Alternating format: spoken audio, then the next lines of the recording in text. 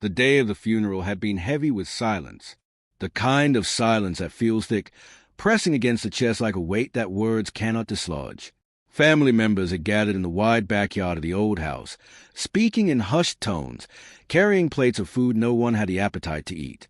She stood on the porch, her hands folded in front of her, eyes watching the crowd.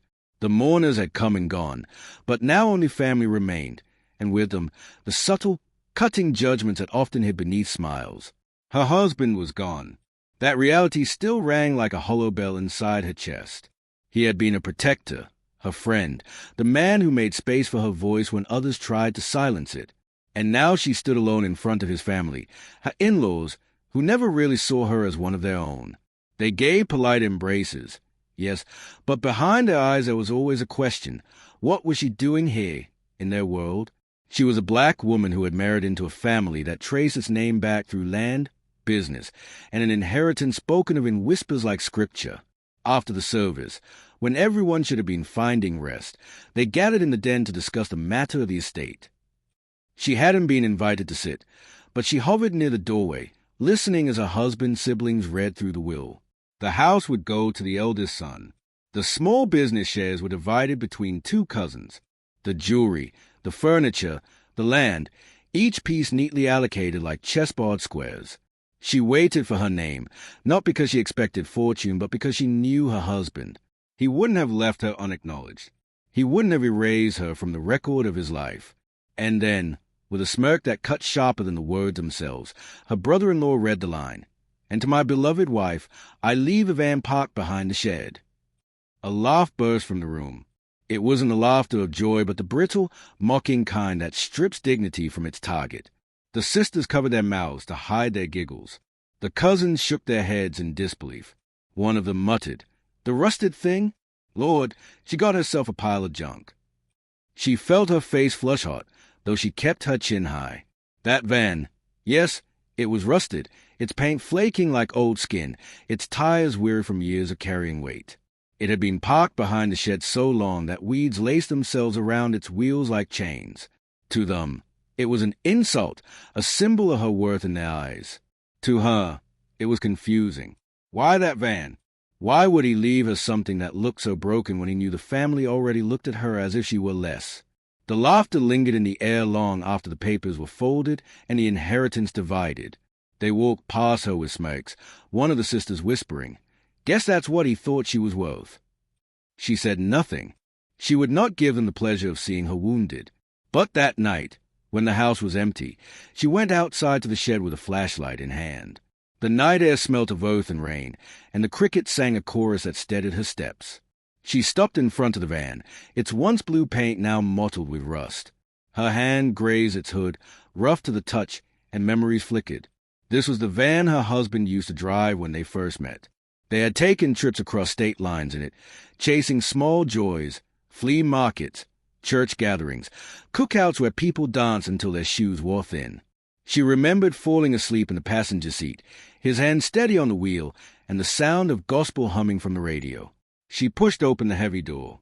It groaned in protest.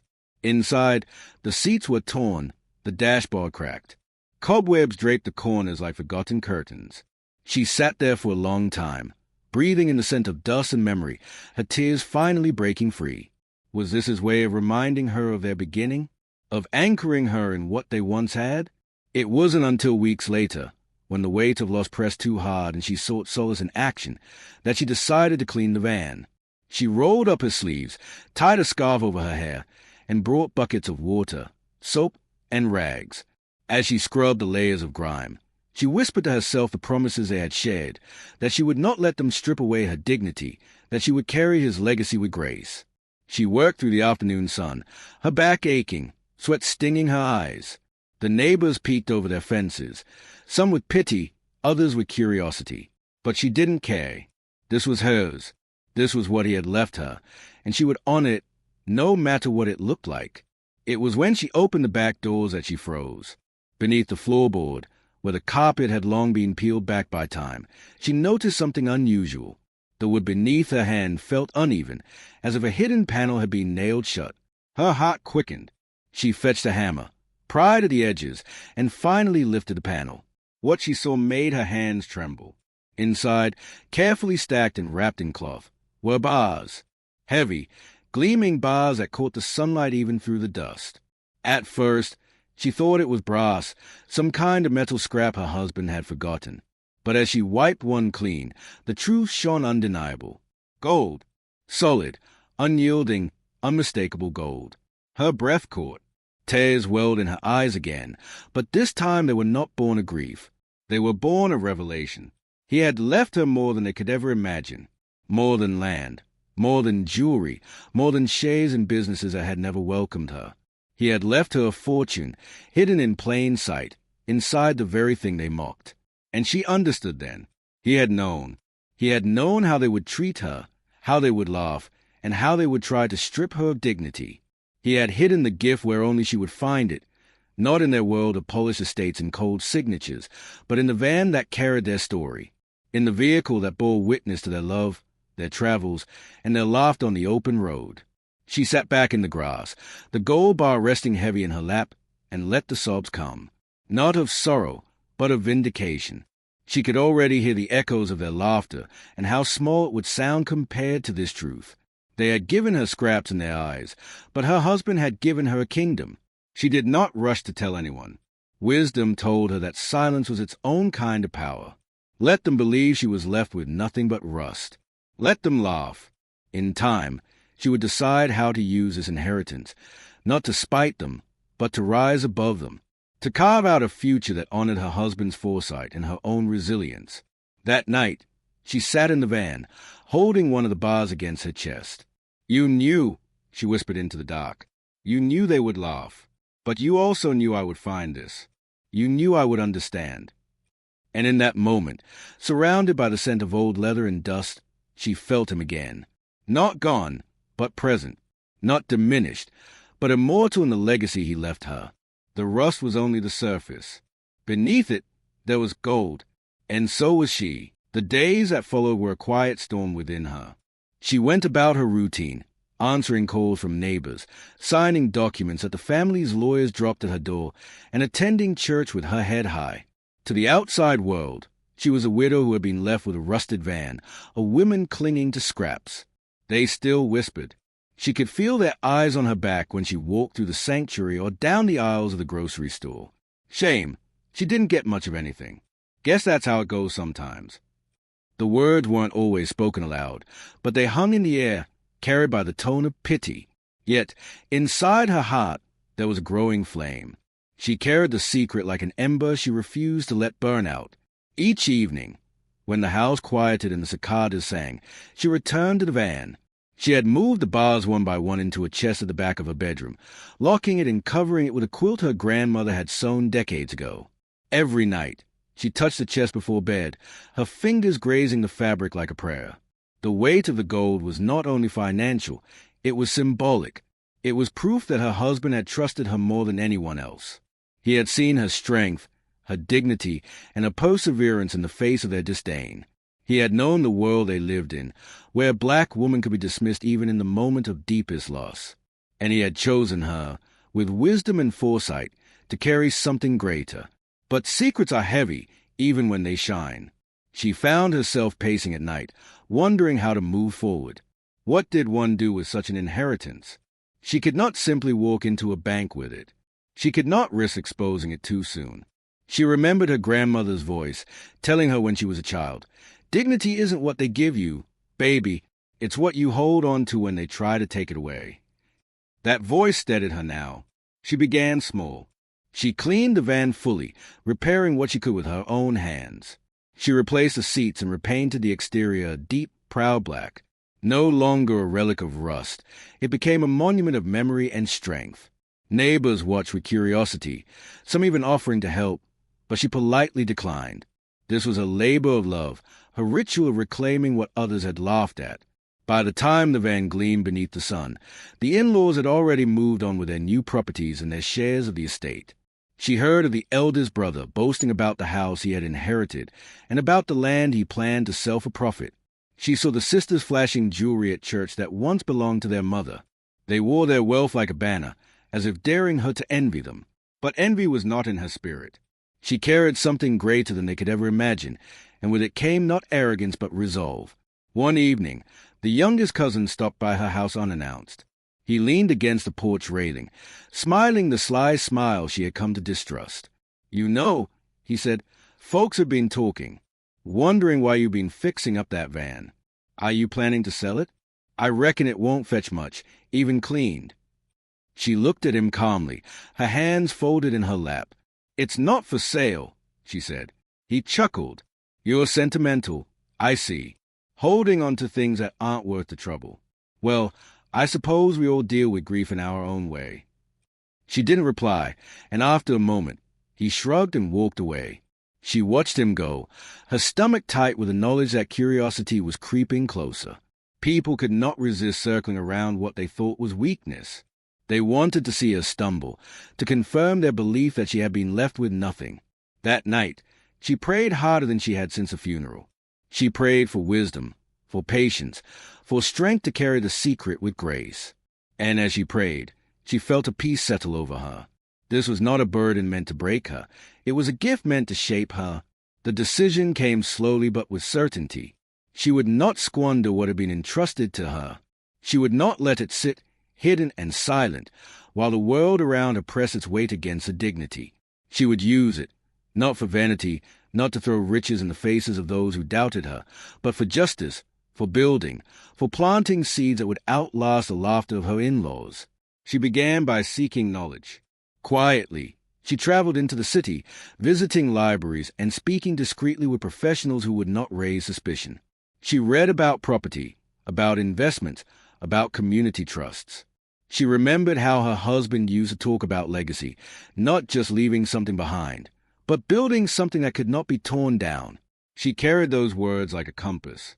One afternoon, while leaving a meeting with an old lawyer her husband once trusted, she stopped by a neighborhood she had not visited in years.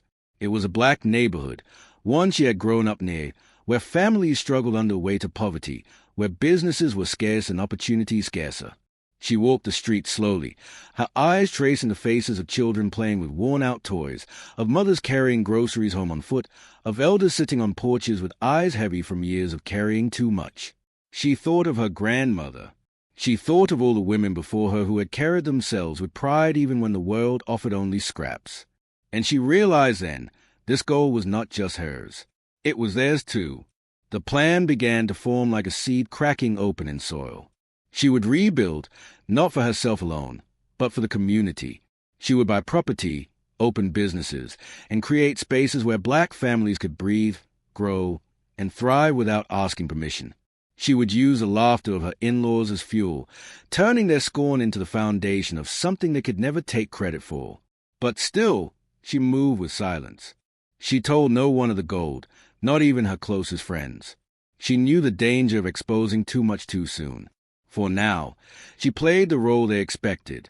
The quiet widow, tending her home, driving her polished van as though it were only a sentimental relic. In private, though, she mapped out her vision. She wrote plans late into the night, pages filled with budgets, sketches, and lists of names of people she trusted. Each bar of gold became more than metal. It became a school, a clinic, a grocery store, and a safe house. She saw it all in her mind. A village rising from the ashes of neglect, a community that no amount of disdain could erase.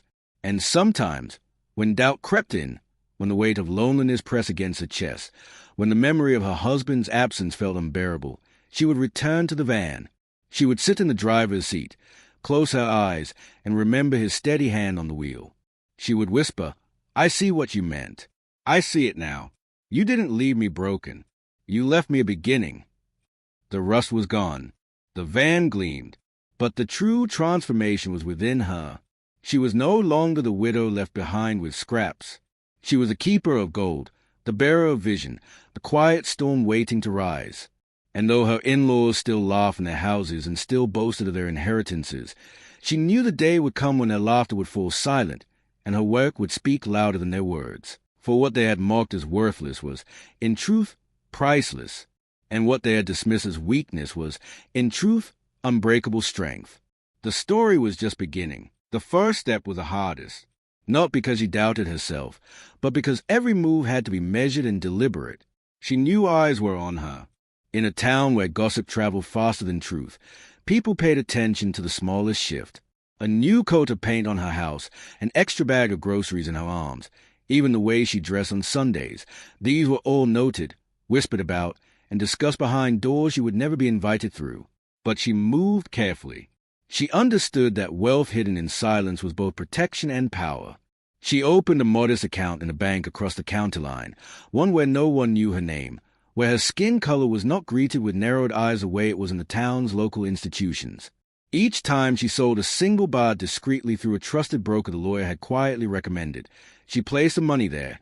Slowly, steadily, she began to weave the threads of her plan. Her first purchase was a small piece of property on the edge of the black neighborhood she had walked weeks before. It was a crumbling brick building, once a corner store, now boarded up and forgotten.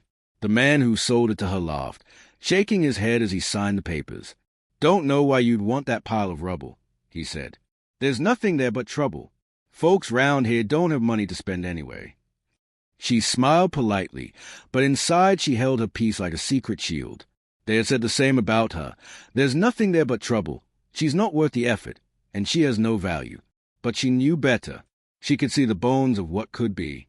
She saw shelves stocked with fresh produce, mothers leaving with arms full of food, children buying penny candy with coins, and elders nodding in gratitude as they no longer had to travel miles for the basics. She hired workers from within the community, paying fair wages that made their eyes widen with relief. Men who had been dismissed as unskilled brought that store back to life with steady hands and proud backs. Women came in to paint walls, to sweep floors, and to stitch curtains that gave the windows warmth. It became more than just a store. It became a gathering place, a symbol of renewal. When the doors opened, there was no grand announcement, just a sign that read, "Welcome." And yet, people came. Slowly at first, then steadily, until the store hummed with a rhythm of life. The first dollar earned, she framed and placed above the counter, not for herself, but for everyone to see that dignity could be reclaimed, that value could rise from rust. The in-laws heard about it, of course. They always did. At a family gathering she reluctantly attended, she overheard one of the sisters sneer. "She's playing shopkeeper now. Must be using her little savings to keep herself busy." Another chimed in, "Bless her heart. Some people don't know when to accept their lot." She sat at the edge of the room, sipping her tea, her face unreadable. Inside, though, she smiled. Let them think it small. Let them think it meaningless. They had no idea that one store was the seed of many. With time, she bought more properties. An abandoned house became a community clinic run by a young black doctor who had been struggling to find a space to practice. A vacant lot became a garden tended by neighborhood children, teaching them not only to grow food but also to grow pride. Each project she poured her gold into, not flaunting it, but planting it like seeds hidden beneath the soil. And with each new step, she carried the van as her symbol. She drove it to the store, to the clinic, and to the garden. People began to see it not as rusted history, but as a mark of her presence, her quiet defiance. Some even started calling it the Golden Van, though none knew the truth of the name. But progress rarely comes without resistance. One morning, as she arrived to check on the clinic, she found broken glass scattered across the floor. Windows smashed, equipment overturned, files scattered like leaves. On the wall, scrawled in paint, were words meant to wound. "Stay in your place." Her chest tightened, but she did not cry.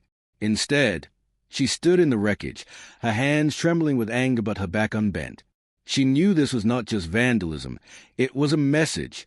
Someone had noticed her growing influence, her quiet rebuilding, and they wanted to remind her of the line they believed she was not allowed to cross. The community rallied around her. Men came to repair the windows, women to scrub the walls, and children swept glass with tiny brooms. The doctor returned, defiant, refusing to be chased away. And when the clinic reopened a week later, more people came than before, their footsteps heavy with resolve. But privately, at home, she felt the weight of it pressing on her. She sat in the van one night, clutching the steering wheel, whispering to her husband's memory, "You knew it would be hard. You knew they would fight me. But you also knew I could stand." The in-laws, meanwhile, remained oblivious. They still mocked her behind closed doors and still believed she was playing small games with scraps. The eldest brother, drunk on his own sense of power, even approached her once, offering to buy her out of the store. "Better to let us handle things," he said with a condescending smile. "You don't want to get in over your head. You've done enough, I suppose, but it's time to let real business folks take over." She looked him in the eye, her voice steady and professional. "Thank you for your concern," she said, "but I'm exactly where I'm supposed to be." He laughed, shaking his head, and walked away muttering, "Foolish woman." But she was not foolish. She was deliberate, and with each insult, with each act of resistance, she grew stronger, more certain of her purpose. What her in-laws didn't understand, what those who vandalized the clinic didn't grasp, was that this was bigger than money. It was about dignity, about reclaiming space in a world that had long denied it. It was about planting something that could not be mocked out of existence. Her nights were long, often sleepless. She carried the burden of leadership, the weight of expectation, and the fear of exposure. But she carried it all the same, because she knew she was not carrying it alone. Behind her were generations of women who had endured worse, who had smiled through hardship, who had prayed for a day when their descendants could stand taller. She was their answer, and in her heart she carried her husband. Every time she looked at the gold bar still tucked away, every time she touched the van's steering wheel, she felt him whisper, "Keep going. They don't see you now, but they will." The rusted van had become her crown. The gold inside it had become her weapon. And her dignity, once mocked and dismissed, had become unshakable. The road ahead was still long. The laughter of her in-laws still echoed. The threats from outside still loomed.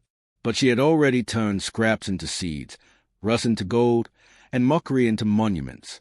And she was only just beginning. The years began to turn like pages, each one marked by progress and resistance in equal measure. The once-forgotten neighborhood had begun to stir with new life. Children walked to school with fuller bellies, elders no longer feared the long journey for medicine, and families gathered in the garden to harvest food grown with their own hands. Her name spread quietly through the community, not shouted, not plastered on banners, but carried in the reverent way people spoke when they said, "She helped us. She gave us a place." And still, her in-laws laughed. At the Christmas gathering that year, the eldest brother raised his glass, boasting about his new investment in a luxury development on the edge of town. The sisters compared jewelry, their laughter sharp as glass. Then, as if remembering her presence, one of them smirked and said, "And how's your little shop, dear? Still keeping you busy?" The table chuckled, and she simply smiled, sipping her tea. Inside, though, she thought of the clinic doors that had reopened after being vandalized, of the children's laughter in the garden, of the mothers whose arms no longer sagged from carrying groceries miles across town. She thought of the gold bars still tucked away, waiting for their purpose. And she thought of how small their laughter sounded compared to the echoes of life she had helped rekindle. But whispers of her work reached beyond the community. A journalist from the city came, curious about the woman who rebuilt a neighborhood. He asked her for an interview, his notepad eager to capture her story. She hesitated at first. She had lived too long with the knowledge that exposure could bring danger. But she also knew the importance of witness. So she agreed, with one condition, that the story focus not on her, but on the people, on the transformation, on the dignity that had been restored. When the article was published, it rippled like a stone dropped into water. Donations trickled in from sympathetic readers. Volunteers arrived, offering time, skills, and resources. The neighborhood began to feel less like an island and more like a movement. And with that attention came sharp opposition. Anonymous letters appeared in her mailbox. "Go back to your place." Threats were scrawled on walls again. Some nights, she woke to the sound of tires screeching outside her house, shouts hurled into the dark. She sat in the van those nights, hands gripping the wheel, whispering prayers until dawn. But fear did not stop her. It sharpened her resolve. She knew that progress, real progress, always carried a price. One evening, as she was locking up the store, she saw her nephew, the son of her eldest brother, standing by the door. He was young, barely out of college, his eyes restless, his clothes pressed in a way that spoke of privilege. "Auntie," he said, his voice lower than his father's sharp tone. "I've been watching what you're doing. They laugh at you, but I see it. I see the people lining up at your store, the kids in the garden, and the way folks talk about you." She studied him carefully, wondering if this was mockery wrapped in sweetness. "And what do you see?" she asked. He hesitated. "I see something real. Something my father doesn't understand. He chases money, but you're building something. I want to help." For the first time in years, her chest softened. She saw in his eyes the spark she had seen in her husband's long ago, the spark of someone who believed in legacy, not just wealth. But trust was not a thing she gave easily anymore. "You want to help," she said quietly. "Then come to the garden tomorrow. No suits, no fine shoes. Just bring your hands." And he did. The next morning, he arrived in jeans and boots, sweat dripping as he dug soil, laughter mingling with the children as they planted seeds. The people watched him carefully at first, suspicion in their eyes. But over time, he became part of the rhythm. He learned. He listened. His father, of course, was furious. When word reached the in-laws, the eldest brother stormed into her yard one evening, his voice booming. "What are you filling his head with? He's wasting his time in that filthy garden when he should be learning real business. You think you're clever, don't you? You think this little charity parade makes you important." She stood tall, her hands steady at her sides. "It's not charity," she said. "It's community, and it will outlast your profits." He sneered. "You always did have a mouth. But don't think for a second you'll ever be more than the woman left with a rusted van." His words cut, but they no longer wounded. For in her mind, she heard her husband's whisper, felt the weight of gold in her chest, and remembered the laughter that had already been silenced by the truth she carried. The nephew stayed, working quietly by her side. Together, they expanded the garden and added classrooms where children could learn not just reading and arithmetic, but also history, the kind not written in their school books, the kind that told them of ancestors who had built, fought, resisted, and endured. And still, the threats came. One night, fire licked at the edges of the garden. Flames set deliberately. The community rushed with buckets of water, stamping out the blaze before it spread. The children cried, the elders cursed, but she stood in the middle of the smoke, her voice rising above it all. "They can burn the plants, but they cannot burn the soil. Tomorrow we plant again." And they did. Stronger, prouder, more determined. But something else stirred in the shadows. The nephew, curious and observant, noticed her secrecy. He saw the way she guarded her home, the chest in her bedroom that she never let anyone near, and the way she sometimes sat in the van as though it were an altar. One evening, when the two of them sat resting after a long day, he asked carefully, "Auntie, why the van?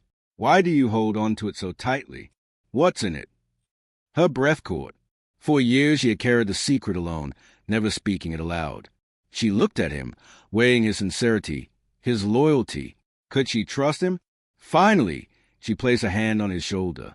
"Some truths," she said softly, "are heavier than others, and some are not ready to be spoken. But one day, when the time is right, you'll understand." He nodded, respecting the silence, though curiosity flickered in his eyes. And she knew then that the time was coming. The secret of the van, of the gold, of the inheritance that had been mocked and dismissed, would one day rise to the surface. Not to shame her in-laws, though that day would come, but to remind the world that dignity, when hidden, is never destroyed. It only waits to shine. For now, she carried it still, like a flame in her chest, as the community grew stronger, as the laughter of her in-laws grew hollower, as the threats of those who hated her progress became less about fear and more about desperation. The rusted van was no longer a symbol of mockery. It was a monument of resilience. And though the gold remained hidden, its impact gleamed everywhere, in the store shelves, in the clinic halls, in the soil of the garden, and in the eyes of a nephew who had chosen legacy over profit. But the story was not finished. For every step forward, the shadows stretched longer, and she knew that the moment was coming when silence would no longer protect her. The gold would be revealed, and when it was, the world would have to reckon with the truth, that what they laughed at, what they dismissed, what they scorned as worthless, was, in fact, the very foundation of greatness. And she would be ready. The The morning it all came to light began quietly, as most turning points do.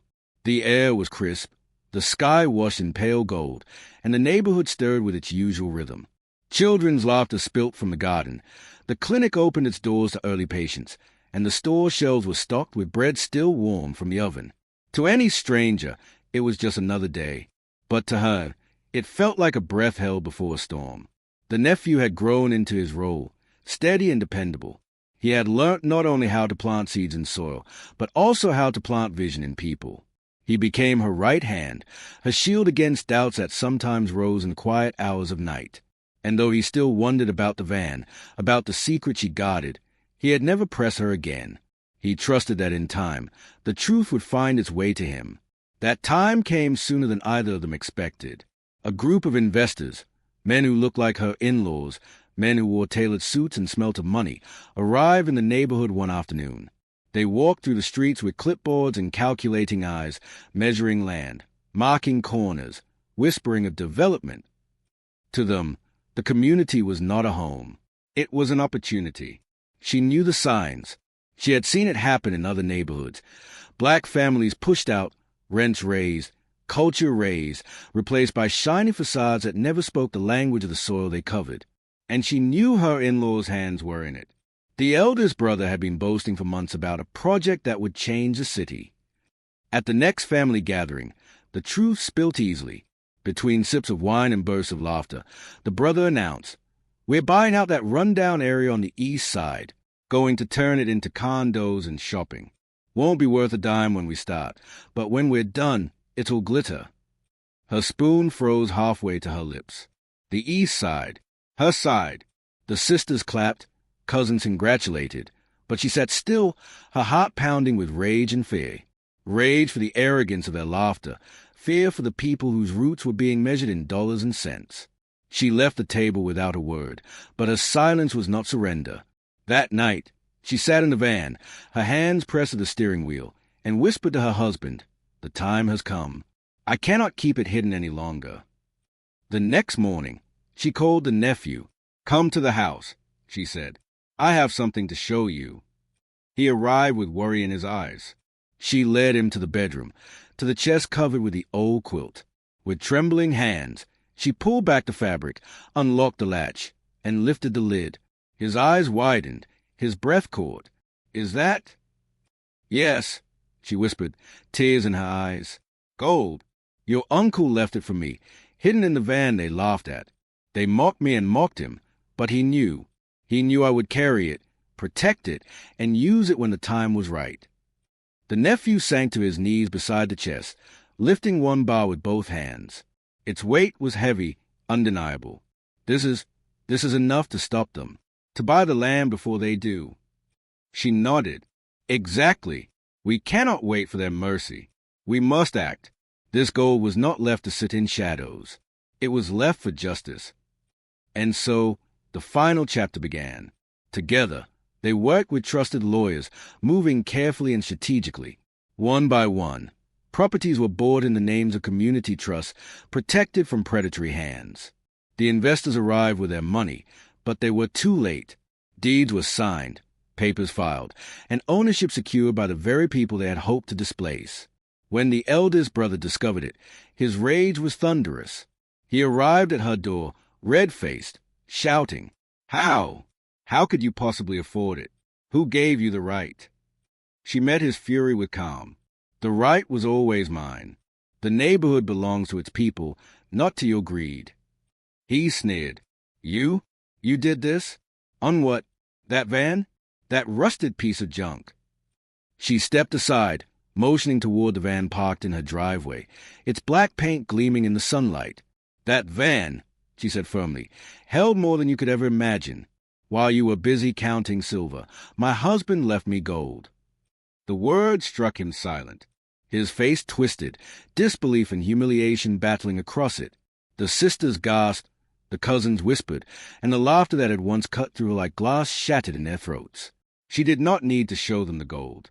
The truth was already too heavy for them to bear. From that day forward, the balance shifted. No longer could they dismiss her as a widow left with scraps. No longer could they laugh at the van.